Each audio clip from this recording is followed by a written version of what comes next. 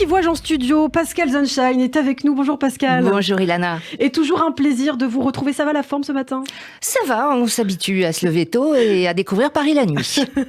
Et oui, c'est très bien, il n'y a personne la nuit à Paris. Alors retour à l'actualité israélienne avec vous Pascal, comme chaque jour.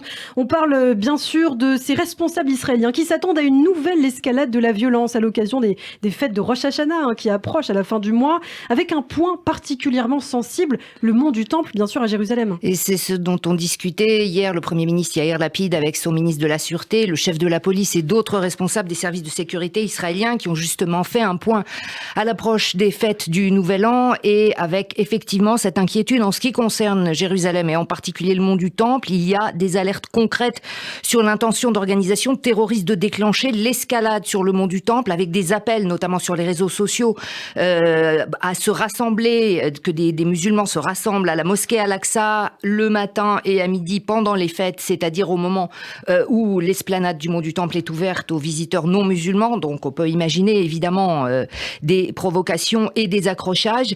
Et justement, ces réseaux sociaux sont aussi au cœur de cette escalade, puisqu'on voit maintenant non seulement effectivement une multiplication d'accrochages et d'incidents, mais aussi leur enregistrement vidéo posté sur les réseaux sociaux, avec notamment le Hamas et le djihad islamique qui appellent ceux qui vont perpétrer des attaques à les filmer et à les poster de façon évidemment à créer une émulation, voire d'ailleurs à être rémunérés pour le faire. Donc ces réseaux sociaux jouent un rôle absolument crucial dans cette escalade, et on voit parallèlement que Tsahal demande aussi à l'autorité palestinienne, puisqu'on a toujours ce nid de violence dans le nord de la Samarie, les villes de Jenin et de Naplouse, où l'autorité palestinienne n'intervient quasiment plus. Justement, Israël demande maintenant à l'autorité palestinienne de reprendre ses opérations de maintien de l'ordre pour permettre justement de réduire les interventions de Tsahal et donc de réduire les risques de friction. Et oui, justement, vous parlez de Jenin et on voit que Tsahal commence à modifier son mode opératoire en Judée-Samarie avec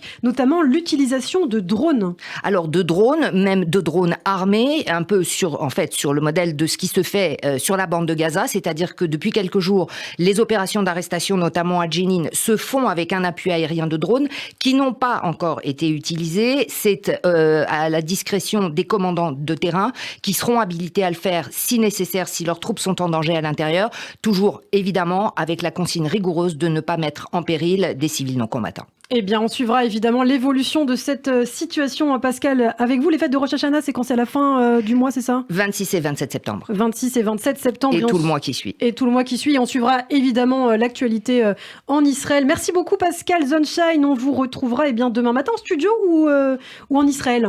Ni en studio, ni en Israël. On fera un moyen terme. Merci beaucoup, Bonne Pascal journée. Sunshine. Pascal qu'on retrouve également en début d'après-midi dans le Grand Journal, en direct à partir de 14h.